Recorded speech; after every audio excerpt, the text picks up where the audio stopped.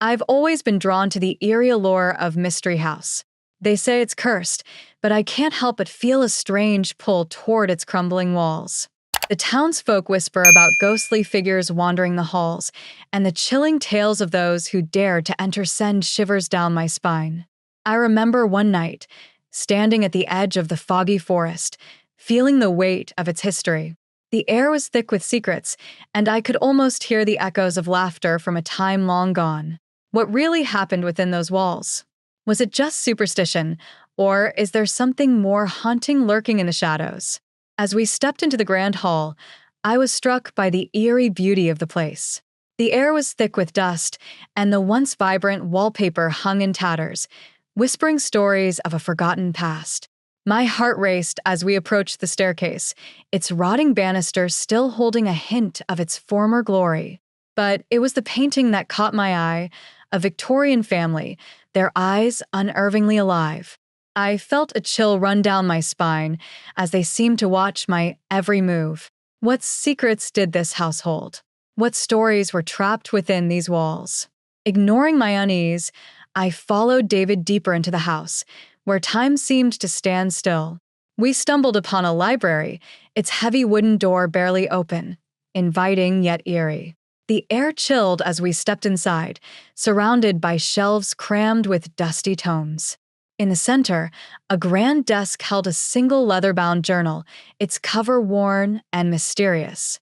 David, ever the skeptic, picked it up, his voice echoing as he read aloud. Each word felt like a whisper from the past, pulling us into a story that was both captivating and unsettling. What secrets lay within those pages? As I flipped through the journal, Jonathan Mistry's words pulled me into a chilling world.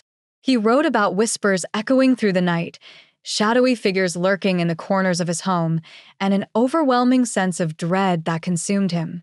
The final entry was frantic, a ritual gone horribly wrong, all centered around a family heirloom, a locket meant to ward off evil. Just then, the temperature plummeted, and my flashlight flickered. The door slammed shut, and in that moment, the thrill of discovery turned into sheer terror. Emma and I locked eyes, our excitement replaced by a bone-deep fear. What had we uncovered? I tried the door, but it wouldn't budge. Panic surged through me as the shadows in the room twisted and grew darker. I could hear faint whispers, but they danced just out of reach, echoing all around us. Then, I saw her, a pale, translucent figure drifting toward us. Her hollow eyes pierced through the darkness, and her face twisted in anguish. In that moment, I realized this was no ordinary ghost. This was a spirit burdened by suffering, trapped between worlds. My heart raced as I understood. We weren't just facing a haunting, we were confronting a tragic story that demanded to be heard. In that moment of sheer desperation, I felt time freeze. David's hands trembled as he opened the journal, his voice barely a whisper as he read the last passage aloud. The words led us to the desk, a hidden compartment waiting to be discovered.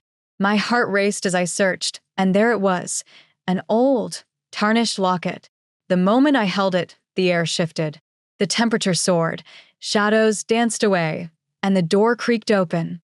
I could feel the spirit's presence change, its heaviness lifting. It was as if the locket held the key to peace, and in that instant, everything transformed.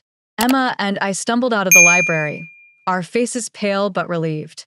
Mystery House loomed behind us, its secrets still swirling in the fog.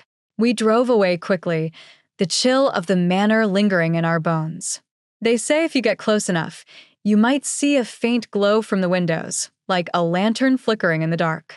It's as if the house is alive, watching, guarding its mysteries. We left with more than just a story. We carried a respect for the supernatural forces that linger there. Mystery House remains abandoned, but its legend grows, a haunting reminder of the horrors hidden within forgotten walls.